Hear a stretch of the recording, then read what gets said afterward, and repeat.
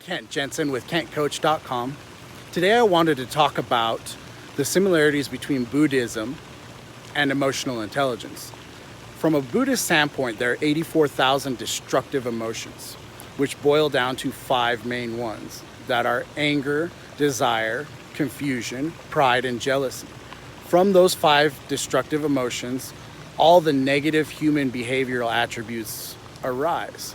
Now, as humans, we get stuck in behavioral patterns and we don't realize that we're actually on a path that leads to a less optimal experience, destructive experience, if you may.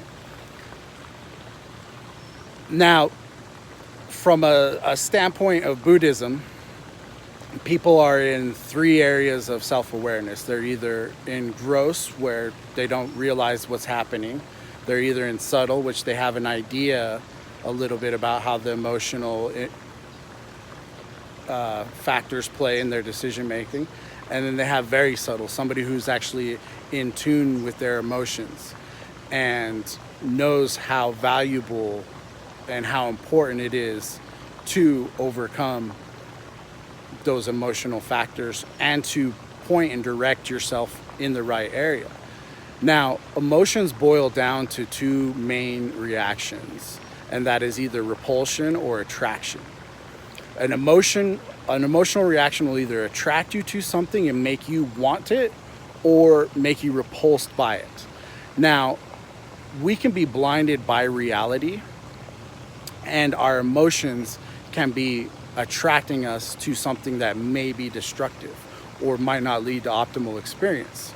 On the adverse, we might be repulsed by things that actually do lead us towards optimal experience and a non-destructive pathway for our life. Now, understanding the difference boils down to those 3 levels that I discussed as far as Buddhist viewpoints.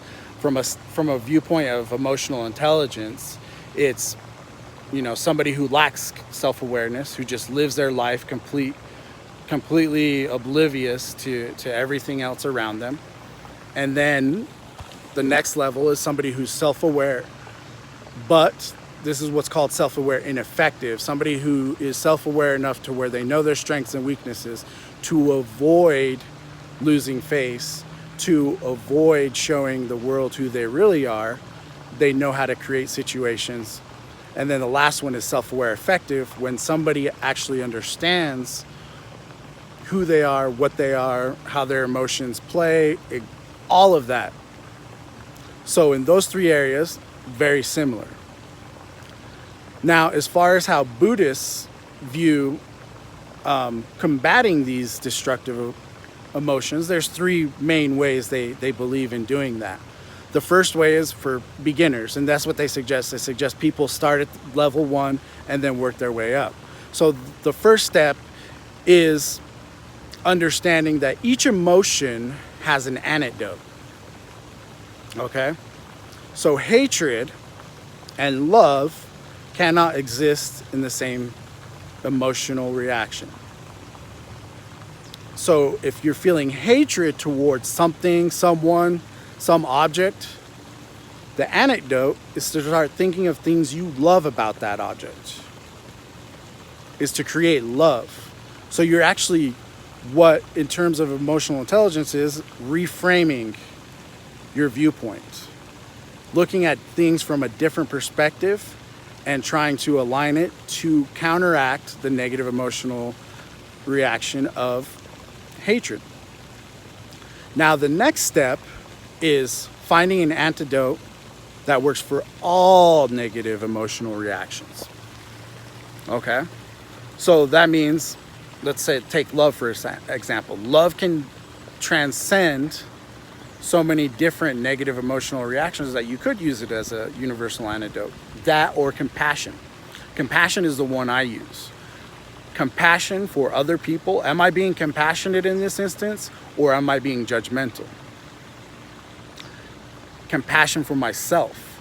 Am I being compassionate towards myself, Or am I letting my negative viewpoints regarding myself influence my reality? Okay? So the last step is understanding what triggers the hatred. Okay? So if you reach step 1, find the universal antidote. Step 2, the next step is understanding how to prevent the negative emotional reaction from happening. Now, this is only done through practice, through meditation, through actually training your mind. And the way you train your mind is by analyzing the emotional reaction. Like, for example, anger. You look at the root source. Well, why am I angry? Okay, so did this cause any real harm to me? You look at it, you analyze it till you realize that it's just empty, that there's no real substance. Emotional reactions don't really have a real substance. You can analyze them and take it back to the base root, and then you realize that there's nothing there. And the more you do that, the less your mind actually reacts to anger in certain situations. The situation that you're training your mind to react, boom, you're able to redirect. So I'm hoping this little bit of information we can share, we can learn, we can actually overcome our destructive emotions. There's a lot of destructive emotions that are prevalent in today's society, a lot of things that go wrong and a lot of reasons to be mad, and people get mad and angry, and it distorts reality. We need to sound our decisions on logic. We base them on logic and sound reasoning. Once we can overcome these things, once we can overcome our destructive emotions, we can start progressing as society as a whole and as a human race. We can continue to evolve and our minds can grow. This is my hope and this is my dream, that we can all unlock our hidden powers through mental training, through mental preparation and understanding the role that emotions play in that. Thank you and have a wonderful day.